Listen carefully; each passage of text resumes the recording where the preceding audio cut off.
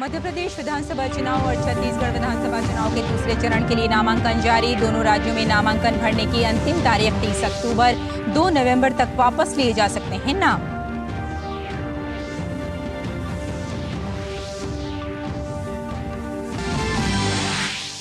मौसम विभाग ने कहा, अरब सागर से उठे गंभीर चक्रवाती तूफान तेज के आज भीषण चक्रवाती तूफान में बदलने की आशंका।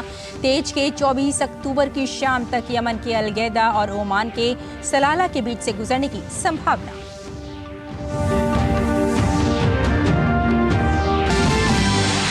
भारत ने फलस्तीनी लोगों के लिए राहत सामग्री भेजी है। करीब 38 टन चिकित्सा और आपदा राहत सामग्री लेकर भारतीय वायुसेना का C-17 विमान मिस्र में एल आरिश हवाई अड्डे के लिए रवाना।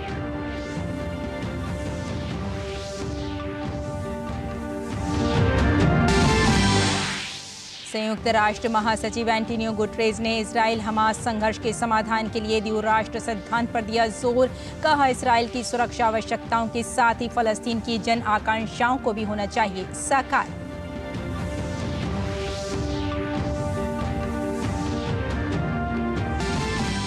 और खेल की खबरों में क्रिकेट विश्व कप में आज धर्मशाला में भारत का सामना न्यूजीलैंड से। टूर्नामेंट में अब तक दोनों ही टीम नहीं रही हैं अजय।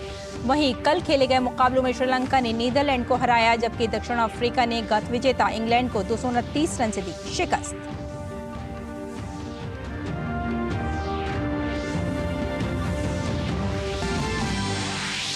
और आज है महाअष्टमी। देश भर के मंदिरों में उमड़ा आस्था का सैलाब। महाशक्ति के जयकारों से गुंजायमान हुए दुर्गा पंडाल। राष्ट्रपति, उपराष्ट्रपति और प्रधानमंत्री ने देशवासियों को दी शुभकामनाएं।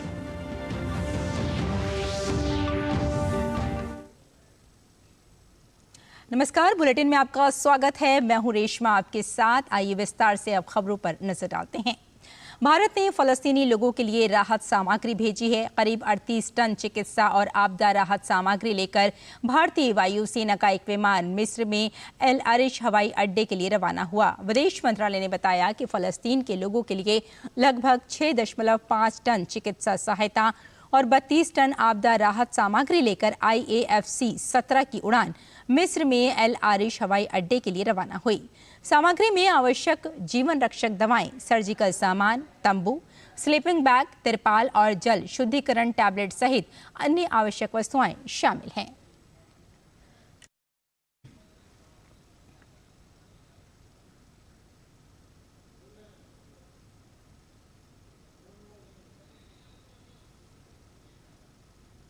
गाजियाबाद के हिंडन एयरफोर्स बेस से भारतीय वायुसेना का विमान फलस्तीनी लोगों के लिए राहत सामग्री लेकर रवाना हुआ। वहां हमारे संवाददाता विशाल बैरिस्टो ने जायजा लिया। मैं इस वक्त C-17 ग्लोब मास्टर के अंदर हूं और जैसे कि आप देख सकते हैं, ये पैलेस्टीन के लोगों के लिए भारत की तरफ से गिफ्ट है। 38.5 टन सामान जा रहा है।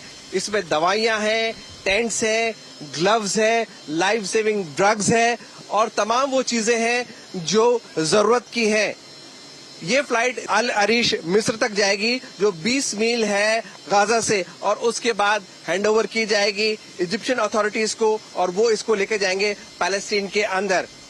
ये जो स्टेप लिया गया है भारत सरकार की तरफ से, ये ऑपरेशन अजय के तहत कार्रवाई की जा रही है।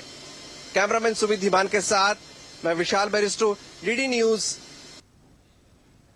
और 5 राज्यों में होने वाले विधानसभा चुनाव को लेकर सरगर्मियां तेज हो गई हैं। मध्य प्रदेश विधानसभा चुनाव के लिए नामांकन की प्रक्रिया कल से चल रही है। 30 अक्टूबर तक नामांकन पत्र भरे जाएंगे। वहीं नामांकन वापस लेने की अंतिम तिथि 2 नवंबर है। प्रदेश के मुख्य निर्वाचन पदाधिकारी ने बताया कि नामांकन प्रक्रिया के पहले दिन शनिवार को 17 उम्मीदवारों ने नामांकन पत्र जमा किए। पूरे प्रदेश में 17 नवंबर को एक ही चरण में मतदान की प्रक्रिया संपन्न होगी। मतगणना 3 दिसंबर को होगी।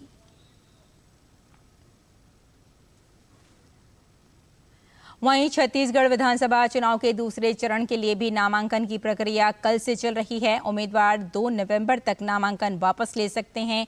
दूसरे चरण की 70 सीटों पर 17 नवंबर को मतदान होगा। वहीं पहले चरण के लिए कुल 294 उम्मीदवारों ने पर्चे दाखिल किए हैं। पहले चरण के लिए उम्मीदवार 23 अक्टूबर तक अपना नाम वापस ले सकते हैं।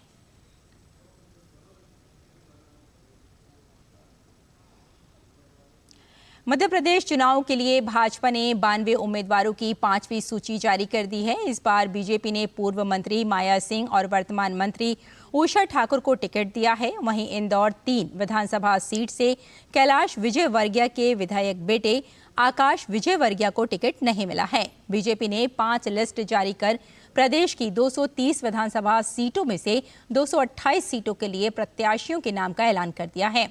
पहले लिस्ट में पार्टी ने 39 उम्मीदवारों के नाम का ऐलान किया था। इसके बाद दूसरी लिस्ट में भी 39, तीसरी लिस्ट में 1 और फिर चौथी लिस्ट में 57 उम्मीदवारों के नाम घोषित किए। अब 92 सीटों पर नाम सामने आने के बाद कुल 228 सीटों के लिए प्रत्याशियों को मैदान में उतार दिया है। और दिल्ली की हरफूल सिंह बिल्डिंग के एक मकान में गैस सिलेंडर फटने से आग लग गई। इस दौरान दमकल कर्मियों ने 16 लोगों को बचाया। जानकारी के मुताबिक पंजाब नेशनल बैंक सब्जी मंडी क्लॉक टावर के पास हरफूल सिंह बिल्डिंग में एक घर में आज सुबह एलपीजी सिलेंडर विस्फोट के कारण आग लग गई। दमकल की 8 गाड़ियों ने मौके पर पहुंचकर आग को काबू में किया। वहीं 16 लोगों को सुरक्षित बचाया गया। मौसम विभाग ने कहा है कि अरब सागर से उठा चक्रवाती तूफान तेज के आज भीषण चक्रवाती तूफान में बदलने की आशंका है। मौसम विभाग की ओर से एक्स पर दी जानकारी के मुताबिक आज दिन में ये बेहद भीषण चक्रवाती तूफान में तब्दील होगा। इसके 24 अक्टूबर की शाम तक यमन के अलगैदा और ओमान के सलाला के बीच से गुजरने की संभावना है। उधर भारतीय तटरक्षक बल ने आंध्र प्रदेश और तमिलनाडु में कुछ तटीय क्षेत्रों में काम करने वाले मछुआरों को बंदरगाह पर लौटने की सलाह दी है। महाराष्ट्र के पुणे में ट्रेनिंग सत्र के दौरान एक ट्रेनिंग एयरक्राफ्ट हादसे का शिकार हो गया। रेड बर्ड एकेडमी ट्रेकेम के विमान VT-RBT को बारामती हवाई क्षेत्र के पास आपातकालीन लैंडिंग करनी पड़ी। प्रशिक्षक और प्रशिक्षु दोनों सुरक्षित हैं।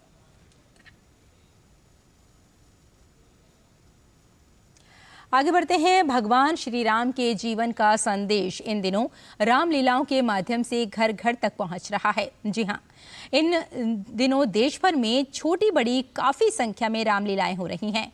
बड़े बड़े मैदानों को छोड़कर गली मोहल्लों में भी रामलीलाओं का मंचन हो रहा है।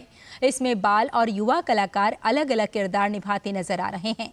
कितना उत्साह है इन गली मोहल्लों की रामलीलाओं में, दिल्ली में इसका जायजा लिया हमारे संवाददाता गिरीश निशाना ने। देश भर में रामलीलाओं का मंचन हो रहा है। देश की राजधानी में भी कई 100 रामलीलाएं हो रही हैं, लेकिन बहुत सी ऐसी रामलीलाएं हैं जो गली मोहल्लों में भी हो रही हैं। ऐसी ही एक रामलीला में हम मौजूद हैं। बात करते हैं आशीष जिंदल से। आशीष जी, किस तरह सोचा गली मोहल्ले में भी रामलीला की जाए? ये रामलीला हमारा 24वां साल है। हमारी कोशिश ये रहती है कि हर साल हम रामलीला करते रहें, लोगों को ज़्यादा से ज़्यादा दिखा सकें और इसके बारे में जागरूक कर सकें। सभी के लिए ये नॉट पॉसिबल कि सब जाके पार्क में देख सकें, और पार्क में जैसे कि आपको पता भी होगा पासिस वगैरह मिलते हैं, वो लोगों को इजीली अवेलेबल नहीं हो पाते। तो सर हमारे यहाँ ना कोई पास है, ना कोई हमारे यहाँ स्टॉल है, ना कुछ है। हम सिंपल सिर्फ रामलीला दिखाना चाहते हैं। आप भगवान श्री राम का किरदार निभाते हैं, कैसा लगता है जब मंच पर आते हैं? एक अलग सी ऊर्जा सी होती है, शांत मन सा लगता है कि हाँ, किसी हम इतने बड़े भगवान का रोल निभाने जा रहे हैं, तो ऐसा अच्छा सा लगता है कि हाँ, हमें उनकी तरह ही बनना चाहिए। सबको ही मर्यादा पुरुषोत्तम राम की तरह बनना चाहिए। कैसा लगता है जब क्रूर रावण के बारे में सोचते हैं और मंच पर उतरते हैं? क्रूर रावण के बारे में ऐसा कुछ लोगों की गलत धारणा है कि वो कुछ क्रूर थे या उन्होंने कुछ ऐसा किया या नहीं किया, लेकिन उनका कहना ये था कि एक बहन के लिए एक भाई मर मिटा। आपको कोई रावण का अच्छा डायलॉग जो आपके भी मनपसंद हो, कौन सा डायलॉग है जो सुनाना चाहेंगे? मैं ही ब्रह्मा, मैं ही विष्णु, मैं ही महेश हूँ, तीनों लोकों का राजा।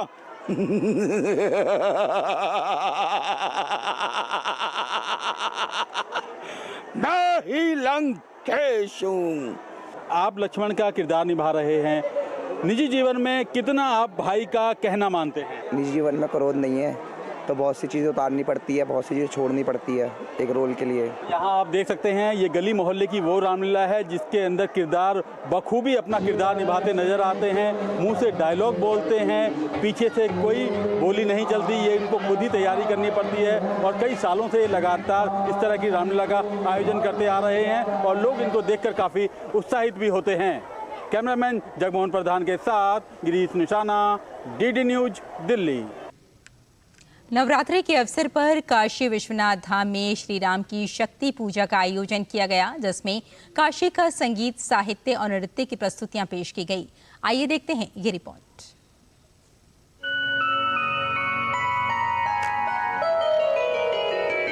यह है काशी विश्वनाथ धाम का शंकराचार्य चौक, जहां नृत्य नाटिका का आयोजन किया।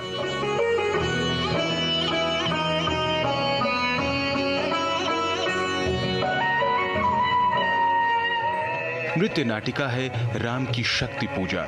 इसकी रचना सूर्यकांत त्रिपाठी निराला ने की थी और इसे जीवंत रूप दे रहे हैं काशी के कलाकार। इस नृत्य नाटिका में काशी का संगीत, साहित्य और नृत्य का प्रदर्शन किया गया, जो बाबा विश्वनाथ के दरबार में आयोजित किया गया।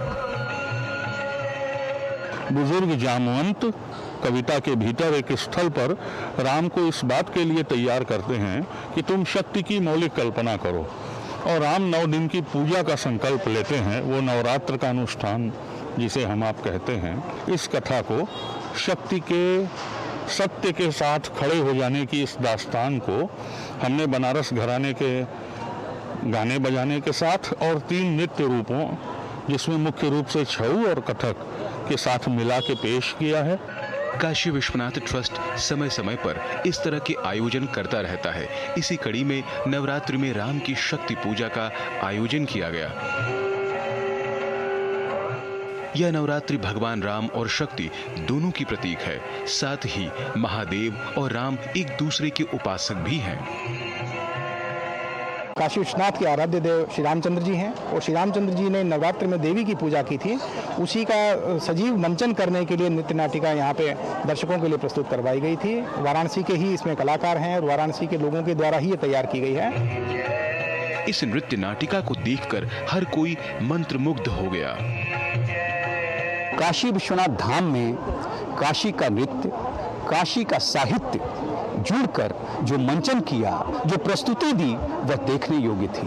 और बाबा विश्वनाथ का आशीर्वाद तो साक्षात दिखाई दे रहा था, चाहे वो राम के लिए या हम लोगों के लिए। शक्ति की पूजा नवरात्रि में क्या दिव्य, क्या मंचन, अद्भुत। डॉक्टर केश बहादुर सिंह गौतम, डीडी न्यूज, काशी विश्वनाथ धाम, वाराणसी। और बुलेटिन में यहाँ रुकते हैं एक छोटे से ब्रेक के लिए। जल्द हाजिर होते हैं, आप देखते रहिए डीडी न्यूज। साल, बरस और सदी नहीं, एक युग गुजर जाएगा। उम्र न पूछो वंडर की, जब फर्क नजर आएगा। वंडर सीमेंट, फर्क नजर आएगा। ब्रेक के बाद एक बार फिर आपका स्वागत है। संयुक्त राष्ट्र महासचिव एंटोनियो गुटेरेस ने फलस्तीन मुद्दे को हल करने के लिए द्विराष्ट्र सिद्धांत पर जोर दिया। उन्होंने कहा कि हम शांति और स्थिरता को नजरअंदाज नहीं कर सकते।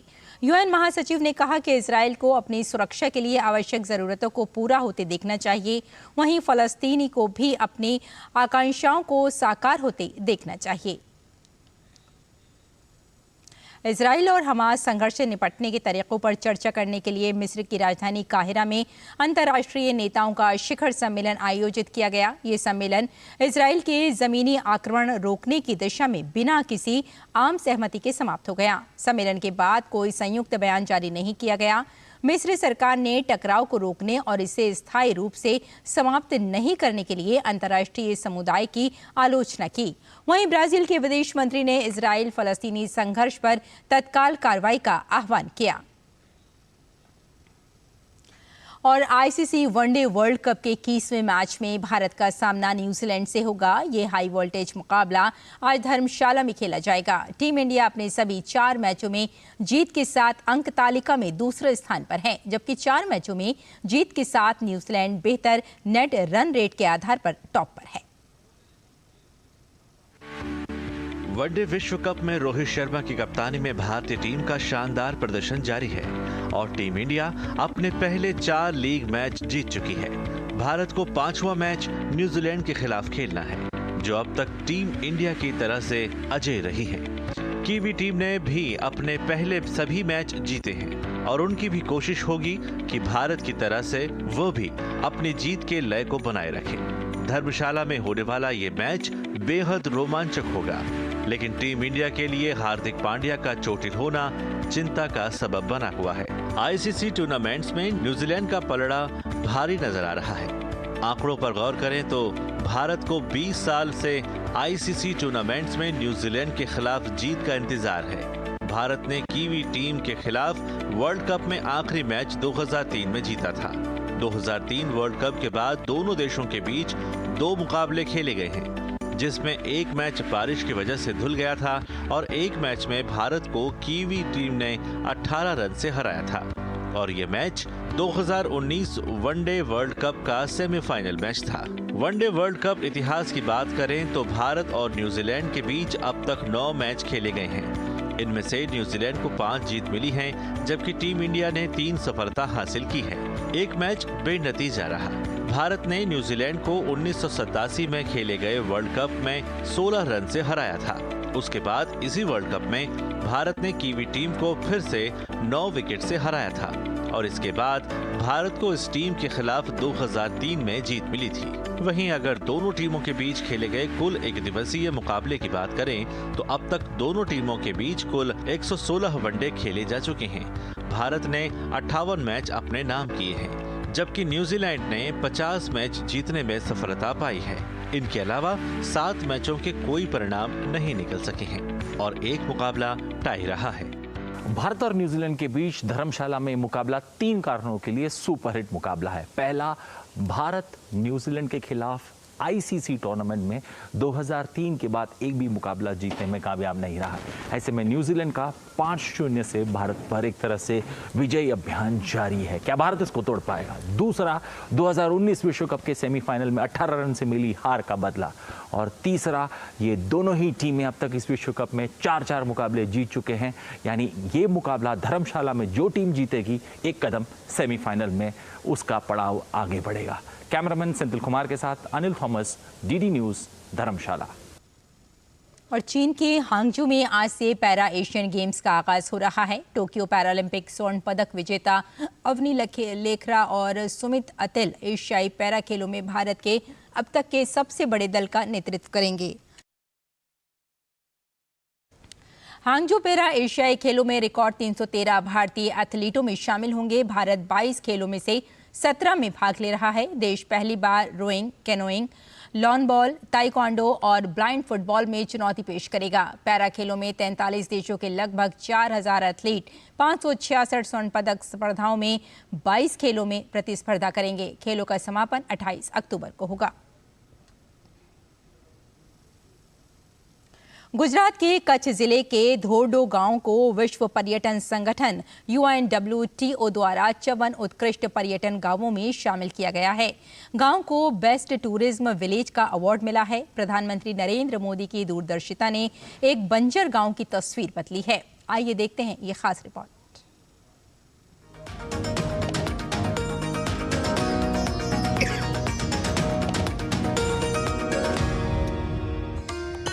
उज़्बेकिस्तान के समरकंद में the world tourism organization UNWTO की आम सभा की बैठक आयोजित की गई, जिसमें इस साल के सर्वश्रेष्ठ पर्यटन गांव के 54 नामों की घोषणा की गई। गुजरात के कच्छ जिले का धोरडो गांव भारत से इस सूची में शामिल किया गया एकमात्र गांव है।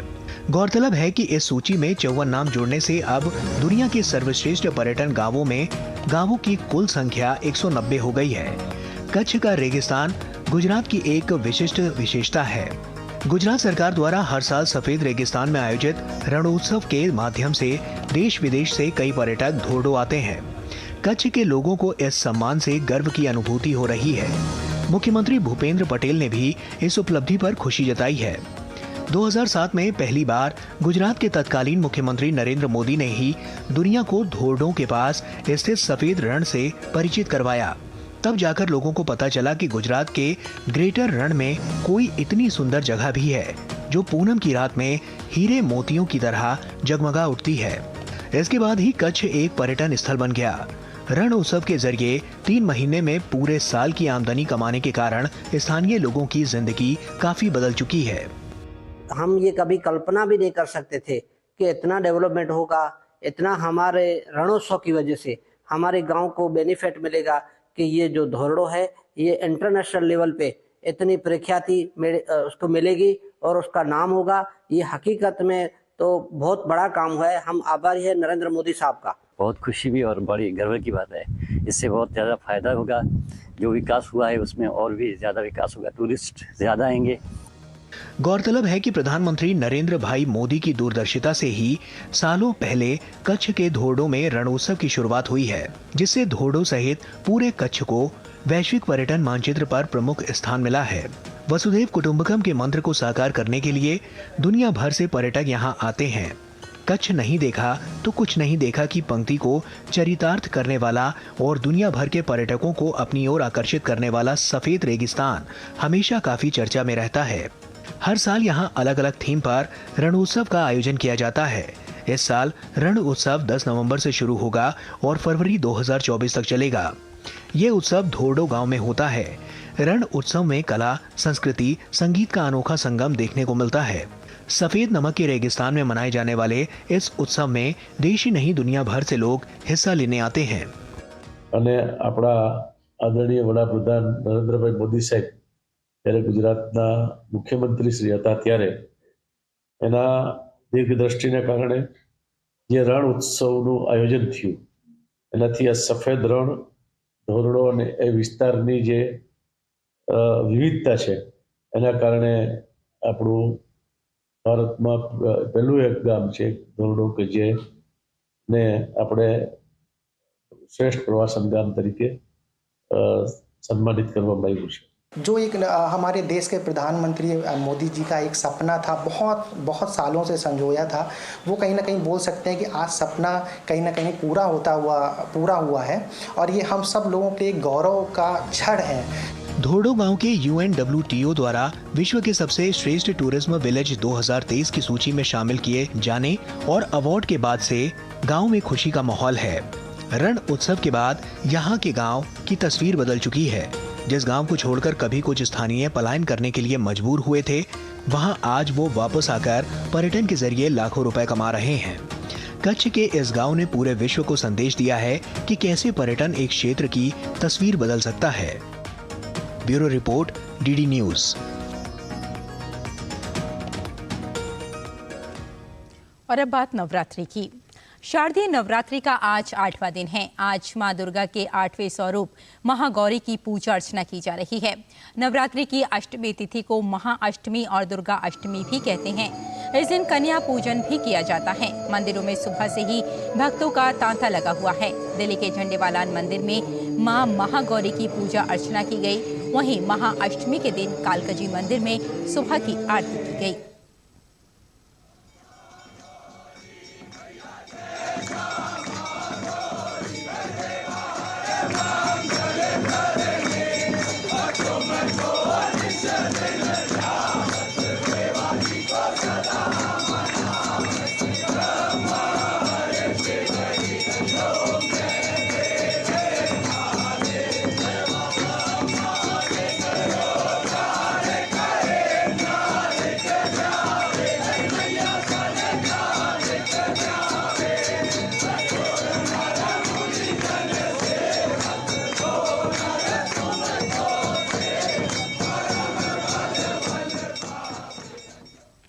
राष्ट्रपति द्रौपदी मुर्मू ने देशवासियों को दुर्गा पूजा की शुभकामनाएं दी हैं। राष्ट्रपति ने एक्स पर कहा कि सभी देशवासियों को दुर्गा पूजा के शुभ अवसर पर मेरी हार्दिक शुभकामनाएं। दुर्गा पूजा का त्योहार असत्य पर सत्य और अन्याय पर न्याय की विजय का प्रतीक है। ये पर्व हमें महिला शक्ति के सम्मान को बढ़ावा देने के लिए प्रेरित करता है। मैं प्रार्थना करती हूँ कि माँ दुर्गा सबके जीवन में सुख और समृद्धि लाए। उपराष्ट्रपति जगदीप धनखड़ ने दुर्गा पूजा की शुभकामनाएं दी हैं। उपराष्ट्रपति ने एक्स पर कहा कि दुर्गा पूजा के शुभ अवसर पर हार्दिक शुभकामनाएं। पूरे देश में बड़े उत्साह के साथ मनाया जाने वाला ये त्यौहार हमें मां दुर्गा के अदम्य साहस और बुराई पर अच्छाई की शाश्वत जीत की याद दिलाता है। मां दुर्गा हम सभी को बेहतर स्वास्थ्य, सुख और समृद्धि प्रदान करें। प्रधानमंत्री नरेंद्र मोदी ने शारदीय नवरात्रि के पावन पर्व पर देशवासियों को शुभकामनाएं दी हैं। प्रधानमंत्री ने एक्स पर कहा कि आज मां महागौरी की विशेष पूजा अर्चना का पावन दिन है। करुणामयी और आमोद फलदायिनी देवी मां से प्रार्थना है कि अपने सभी साधकों को आशीष देकर उनका कल्याण करें। प्रधानमंत्री ने इस पावन पर्व पर एक वीडियो भी साझा किया है।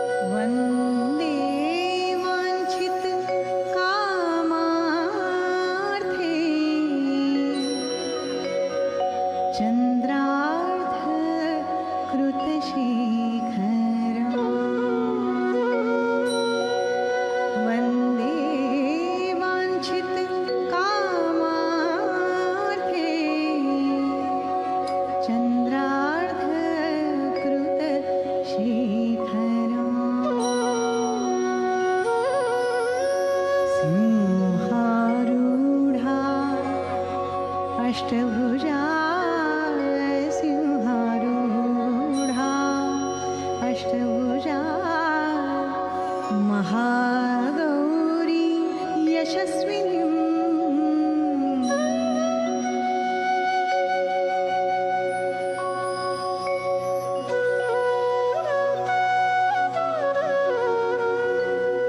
त्रैलोक्यमङ्गल त्वं हि तापत्रय त्रैलोक्यमङ्गल त्वं हि तापत्रय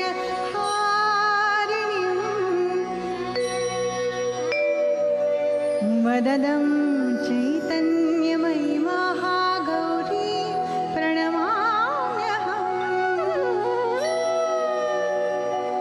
वददं चैतन्यमयि महागौरी प्रणमाम्यहम्।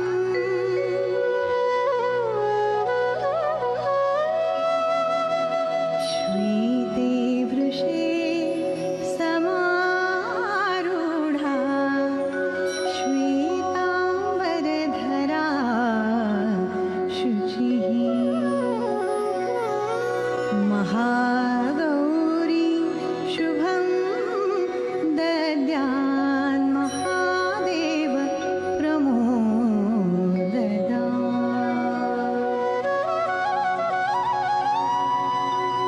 या देवी सर्वभूतेषु मा महागौरी रूपेण संस्थिता।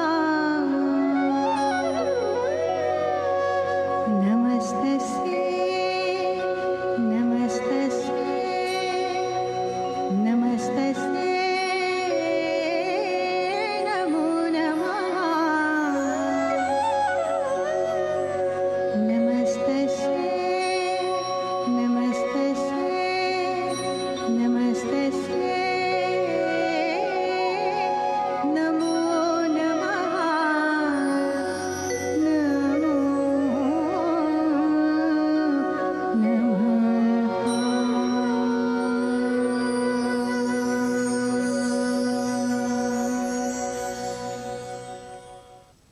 बांग्लादेश के सिलहट शहर के जौनपुर गांव में 51 शक्ति पीठों में से एक महालक्ष्मी मंदिर में दुर्गा पूजा का उत्सव मनाया जा रहा है। ये मंदिर स्थानीय तौर पर सिलहट में श्री श्री महालक्ष्मी भैरवी ग्रीवा महापीठ के नाम से जाना जाता है। दुर्गा पूजा के अवसर पर मंदिर में हिंदू समुदाय से बड़ी संख्या में तीर्थ यात्री आए और पूजा अर्चना की। हिंदू धर्म के शक्ति संप्रदाय के भक्तों के लिए ये मंदिर सबसे पवित्र स्थलों में से एक है।